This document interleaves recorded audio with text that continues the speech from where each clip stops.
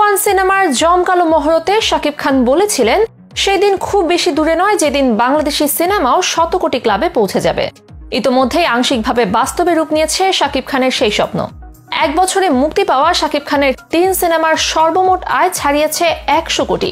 ঢালিউডের মতো ভাঙাচোরা ইন্ডাস্ট্রিতে এ যেন এক বিশাল অর্জন। একইভাবে শাকিব খানের পারিশ্রমিকও লাফিয়ে লাফিয়ে বাড়ছে। শাকিব খানের এই অবিশ্বাস্য সাফল্যের আদ্যপান্ত নিয়েই সাজানো হয়েছে আজকের এই ভিডিও। বছরখানেক আগেও ঢালিউড ইন্ডাস্ট্রি নিয়ে আশা হারিয়ে ফেলেছিল সবাই, একে একে বন্ধ হয়ে যাচ্ছিল আমাদের সিঙ্গেল স্ক্রিনগুলো। ঠিক সেই সময় নতুন এক দিশারি রূপে আবির্ভূত হয় শাকিব খানের প্রিয়তমা সিনেমাটি। 42 কোটি টাকা আয় করে ঢালিউড ইন্ডাস্ট্রির চিত্রই পাল্টে দেয় হিমেল আশরাফ পরিচালিত এই সিনেমা। প্রিয়তমার তুমুল সফলতার কল্যাণেই শাকিব খান রাজকুমার, তুফান, দরদের মতো বিগ বাজেটের সিনেমা করার সুযোগ পেয়েছেন। এদিকে চ্যানেল আই অনলাইন পত্রিকার এক প্রতিবেদনে উঠে এসেছে চমকপ্রদ এক তথ্য। 2023 জুন থেকে 2024 জুন এই এক বছরে বাংলা সিনেমার ইতিহাসে ব্যবসায়িকভাবে অভূতপূর্ব এক রেকর্ড গড়লেন শাকিব খান। এ সময় তার প্রিয়তমা, রাজকুমার, তুফান এই 3 সিনেমা দিয়ে আয় হয়েছে 100 কোটি টাকার বেশি। গত কোরবানির ঈদে মুক্তি পায় ইতিহাস সৃষ্টিকারী সিনেমা প্রিয়তমা। প্রযোজনা সংস্থা ভার্সেটাইল মিডিয়ার তরফ থেকে জানানো হয়, প্রিয়তমা দিয়ে বিশ্বব্যাপী 42 কোটি টাকার গ্রস কালেকশন আসে। প্রিয়তমা টিম নিয়েই পরবর্তী রোজার ঈদের জন্য নির্মিত হয় রাজকুমার। প্রিয়তমার থেকে কয়েক গুণ বেশি বাজেটে নির্মিত হলেও রাজকুমার আশানুরূপ সাড়া ফেলেনি। এরপর বক্স অফিসে বেশ ভালো গিয়েছে শাকিব খানের এই সিনেমা। প্রযোজনা প্রতিষ্ঠানের তরফে জানানো হয়, রাজকুমার থেকে 26 কোটি টাকা গ্রস কালেকশন আসে। এছাড়া প্রফিট শেয়ারিং এর মাধ্যমে বঙ্গ অ্যাপে মুক্তি দেওয়া হয় রাজকুমার। পাইরেসি হওয়া সত্ত্বেও সেখান থেকে বড়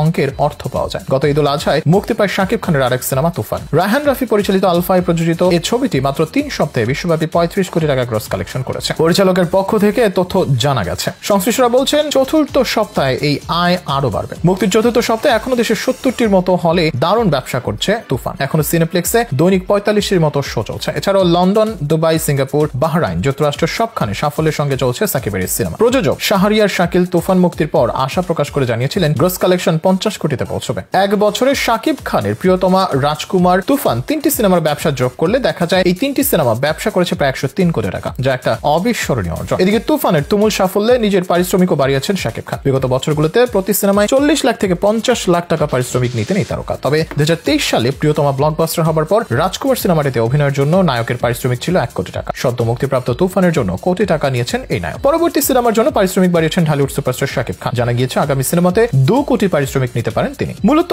প্রিয়তমা ও তুফান ব্লকবাস্টার হিটের সিনেমা তকমা পাওয়ায় কাজের প্রতি আরো বেশি মনোযোগী হতে চান এই অভিনেতা, আর এ কারণেই পারিশ্রমিক বাড়িয়েছেন তিনি। শাকিব খানের সিনেমাগুলো যেভাবে ধুমধুমার বিজনেস করছে তাতে 2 কোটি পারিশ্রমিক দিতেও পিছু পা হচ্ছে না প্রযোজকরা। তুফানের সাফল্যের পরে অন্তত 10টা বড় সিনেমার অফার আসছে সাকিবের কাছে। এদিকে আগামী সেপ্টেম্বরে আসছে শাকিব খানের আরেক বিগ বাজেটের সিনেমা দরদ। এই সিনেমা ভালো ইনকাম করলে শুধুমাত্র 2024 সালে শাকিব খানের সিনেমার আয় 100 কোটি ছাড়িয়ে যাবে। শাকিব খান বলেছিলেন, আমি সবসময় বলে আসছি বাংলাদেশি সিনেমার সম্ভাবনা অপার। শুধু দেশে নয়, দেশের বাইরেও বড় একটা বাজার আছে। সারা বিশ্বে 30 কোটি বাংলা ভাষাভাষী রয়েছেন। তাদের শুধু ভালো মানের সিনেমা উপহার দিতে হবে, আর সিনেমা অঙ্গনে কাজের মানুষদের শুধু কাজের পরিবেশটা দিতে হবে। বাকিটা সিনেমা প্রেমীরাই ঠিক করে নেবেন। বাংলা সিনেমায় নতুন যুগের সূচনা হচ্ছে। নিজের অভিনীত সিনেমা একদিন পৃথিবীর বিভিন্ন দেশে মুক্তি পাবে। গত 25 বছর ধরে এই স্বপ্ন দেখতেন শাকিব খান। এ প্রসঙ্গে তিনি বলেন, এখন আমাদের ইন্ডাস্ট্রি নতুন করে ভালো স্থানে যাচ্ছে। সেই সঙ্গে গ্লোবালি আমাদের অবস্থান মজবুত হচ্ছে। করোনা পরবর্তী আমরা দারুণ এক সুসময়ের মধ্য দিয়ে যাচ্ছি। আমি অনেক আগে থেকে স্বপ্ন দেখছি বাংলাদেশের সিনেমাকে বিশ্বব্যাপী দেখতে চাই। প্রথমে অনেকেই ভাবতো এগুলো আমি কথার কথা বলছি, এগুলো সম্ভব নয়, কিন্তু যেটা আমি স্বপ্ন দেখতাম সেটাই এখন হচ্ছে।